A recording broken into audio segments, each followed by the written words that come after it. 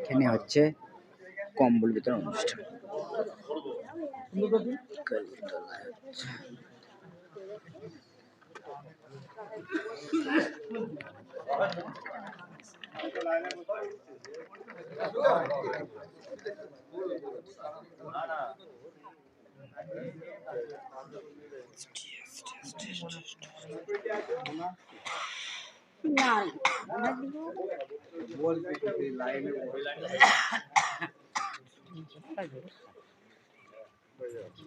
হিন্দু সংগতির পক্ষ থেকে এই হুগলি জেলার জাঙ্গিপাড়া বিধানসভার অন্তর্গত রাধানগর অঞ্চলের সন্তোষপুরের আদিবাসী পাড়া ও বাগদ্বীপ, আমরা হিন্দু সংগতি আপনাদের কাছে এসেছি এই কম্বল আপনাদের হাতে দেবার জন্যে।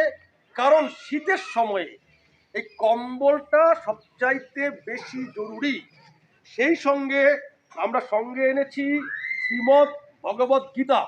গীতা রচিত হয়েছিল যুদ্ধক্ষেত্রে, যখন একজন মহারথী অর্জুন শ্রীকৃষ্ণকে বলছেন আমি যুদ্ধ করব না, তখন তাকে শ্রীকৃষ্ণ বলছেন তুমি যুদ্ধ করো, যুদ্ধ করা তোমার ধর্ম। এবং তাই নিয়ে তিনি অর্জুনকে যে উপদেশ দিয়েছিলেন তা নিয়ে তৈরি হয়েছে গীতা, রচিত হয়েছিল গীতা। যে গীতাতে আছে অবসাদ জয়ী, কাল ও জয়ী, মৃত্যুঞ্জয়ী মন্ত্র।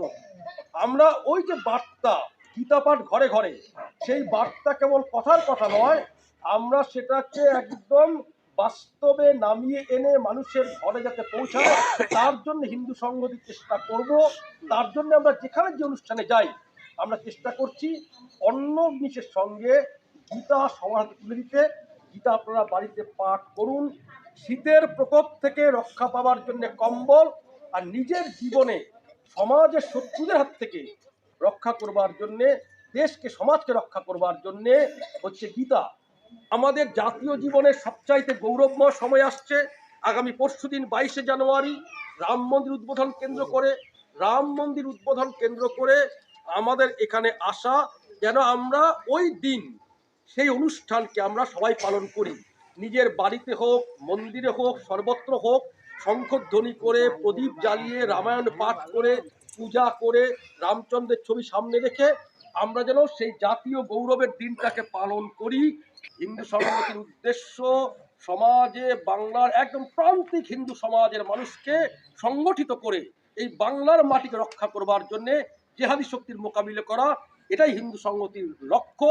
এবং আমরা রামচন্দ্র শ্রীকৃষ্ণের উপাসনা করি, সেই লক্ষ্যকে সামনে রেখে আগামী 22 তারিখে রাম মন্দির উদ্বোধন আমরা নিজের নিজের এলাকায় ঠিক ঠিক মর্যাদার সঙ্গে পালন করব। সবাই ভালো থাকবেন। জয় শ্রীরাম, জয় শ্রীকৃষ্ণ। জয় শ্রীরাম, জয় শ্রীরাম, জয় শ্রীরাম। ধন্যবাদ। আপনি এখানে এই ভদ্রলোকের সাথে পরিচয় হলো, ওনার নাম আমি জানি না। একটা অদ্ভুত কথা বললেন, দাদা আমার কম্বল দরকার নেই, আমাকে একটা গীতা দিন। আমি জীবনকে উপভোগ করতে চাই, জীবনের মানে খুঁজতে চাই গীতার মধ্যে। অদ্ভুত শিক্ষা। এক ভদ্রলোক যেন নতুন ভাবে আমাকে একটা আলো দিলেন সমস্ত কিছুর মধ্যে, যে আমি গীতা আমাকে দিন, আমি গীতা থেকে শিক্ষা দিতে চাই, কম্বল আমার দরকার নেই।